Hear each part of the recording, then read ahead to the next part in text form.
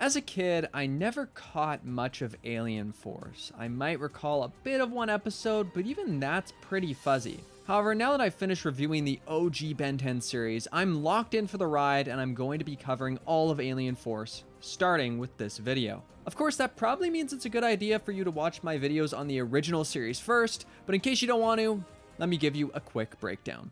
I didn't really like Ben 10. It definitely showed potential, and it had its fun episodes, but overall I found the show incredibly frustrating and surprisingly dull given the promise of its premise. In particular, I took issue with Ben as a character, and the way the show would have him supposedly learn a lesson only to walk back on that a few episodes later. What I wanted was a more consistent arc for Ben, or at least more maturity from him, and a bit more creativity in how they attempted to tackle moral lessons. That being the case, Alien Force seems like it should be up my alley, at least when compared to the original series. After all, Ben's older now, and he's a lot more laid back, humble, and, well, mature. Ben and Gwen are no longer fighting as much, and instead seem like a close duo I had always hoped they would become. Right away, there's also more of a focus on an overarching narrative with the DN aliens. However, there's still the matter of how Alien Force handles these changes.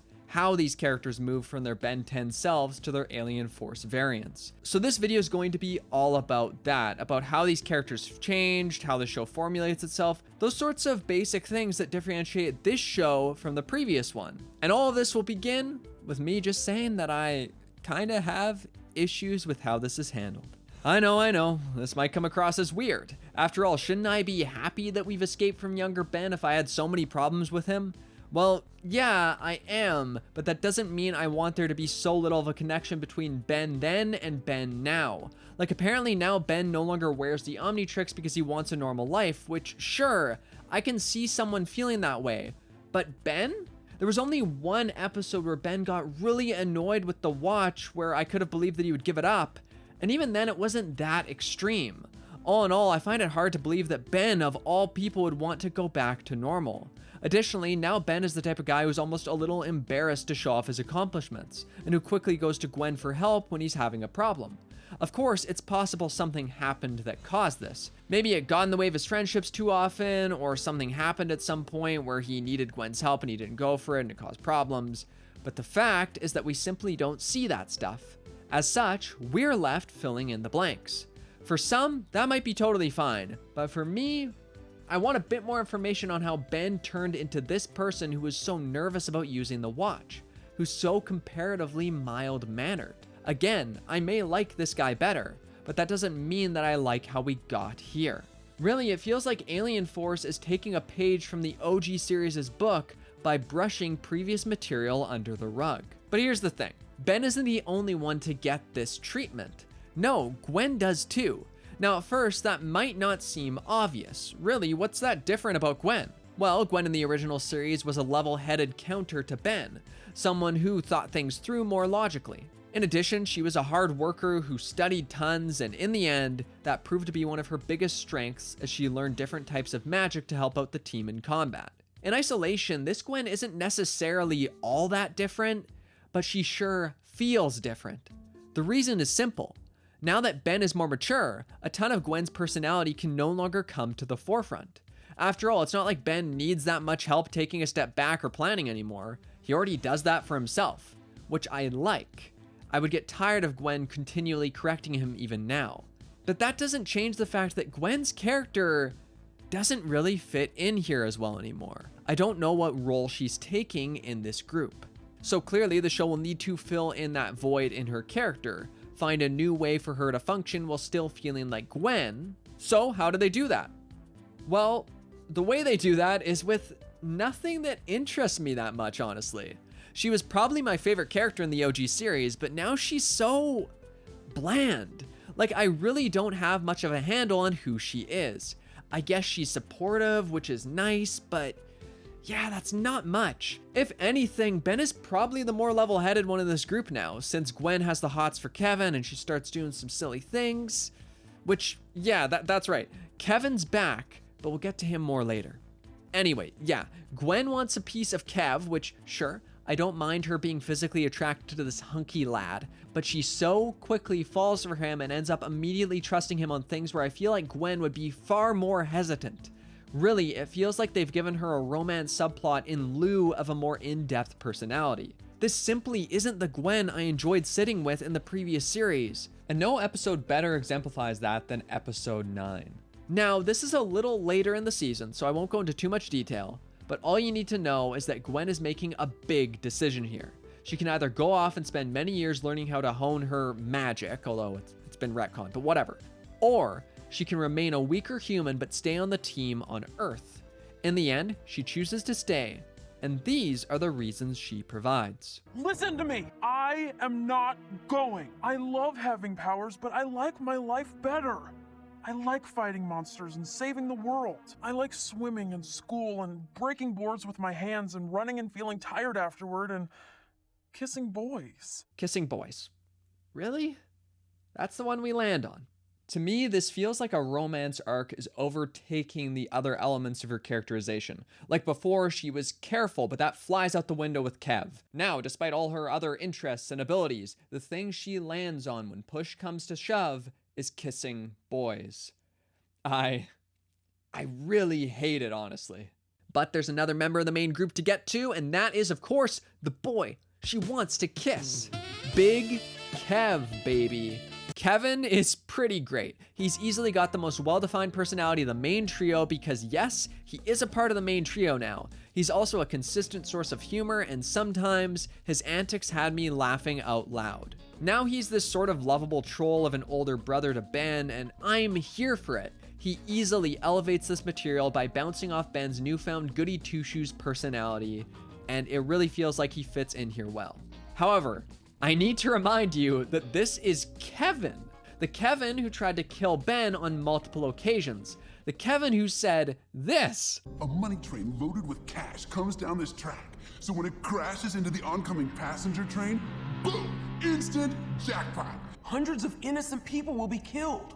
Hey, no pain, no gain. Sure, he's still involved in some sketchy business like trafficking illegal alien tech, but man, comparatively, he's well adjusted. Now, Kevin becoming this sort of emotionally flat character who just messes with Ben sometimes makes sense to me. What I mean is that I can see Kevin getting here if I make up a fan fiction in my head. Yeah, Kevin really does just appear. No explanation for the change in his character. No explanation for how he got out of the null void. No explanation for his change in powers because yes, those have changed now too. To be fair, the creators attempt to bridge the gap a bit.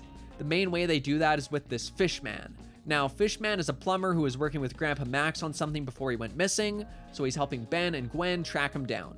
However, he dies after protecting Kevin, and Kevin joins the team. Clearly, the idea here is that Kevin, after seeing this, has a bit of a change of heart.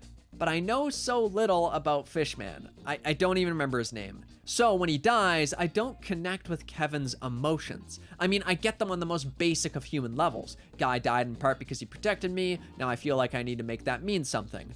But it barely hits for me because I don't know this guy. If they wanted to go this route, I think the Fishman needed to be a far more well-defined personality or to simply get more focus in these episodes.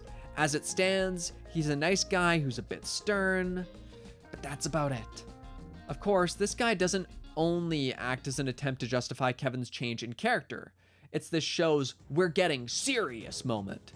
Because I don't remember anything like this in all of the original show, never mind in episode 2. Basically, this isn't your baby's Ben 10 anymore, kiddos. It's time for death and darkness and serious times. And I've seen many critique this show for those reasons, saying that it got too edgy, and I've got to say, even as a professional complainer, I'm not seeing it. I mean, if you don't like how serious it is, that's totally fair, but edgy? To me, edgy would mean that it's really going grimdark or just tormenting Ben or something like that. I guess it's just a difference of definitions, but edgy doesn't stick for me. But man, this show is definitely dark, and I'm not talking about the plot, though that has its moments too. I mean the look of the show. Can someone turn on the lights in here? Really, the vast majority of Alien Force's first season takes place at night, which I would be cool with, but the show seemingly used this as an opportunity to not draw backgrounds a lot of the time. Yeah, all too often the characters are simply floating in black voids. It makes the world feel so flat. I mean, I want to see where they are, I want to see the details, but instead I'm left looking at this, which also, why do they use this black gradient so much on close-up shots? Honestly, the darkness was so overbearing that I thought my video files were messed up. As far as I'm concerned, this is a big step down from the original series simply because I could see the environments in that show. But even when you can see Alien Force's backgrounds, they've definitely gone for a different art style.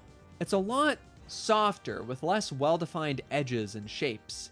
And there are some shots where it looks great, but there are others where it looks pretty bad. I won't harp on it too much yet because many of the worst examples come later in the show, but the lack of shadows here makes it feel like all the variations in the environment were merely copy-pasted on without proper consideration for how they actually fit in. Outside of a couple cool silhouetted shots, I've got to say, this is a massive downgrade from Ben 10's backgrounds. But this isn't the only part of the show's aesthetic that's taken a hit. Nah, the actual pacing of these fights is super sluggish at times. Often, it feels like everyone is just waiting for the other party to attack. Really, it feels more like an amateur stage play where everyone clues out as soon as the other actor is saying their lines, rather than an organic back and forth between characters. And yes, that stands for a lot of this dialogue as well. Another element that makes the early parts of the show feel awkward is the sound. Sound effects are far too quiet, or there are no sound effects at all. For example, listen to this. He's too strong. Alien Force's soundscape consistently feels like it's missing something. Some of this might seem small, but when pacing and sound effects issues are added together, well, I got something resembling an unintentionally funny B-movie. Or maybe that was purposeful. Either way, I couldn't help but laugh at moments like this. Knowing Grandpa Max, he's probably at a restaurant enjoying a roasted cockroach salad. It's a wonder that all that weird food didn't kill him. He's not dead. Stop making jokes about him. This just, it doesn't connect with me. It feels very stilted and scripted, I guess, which of course it is, but when Ben has been calm all episode and then just suddenly flips, I feel like we're missing an emotional buildup.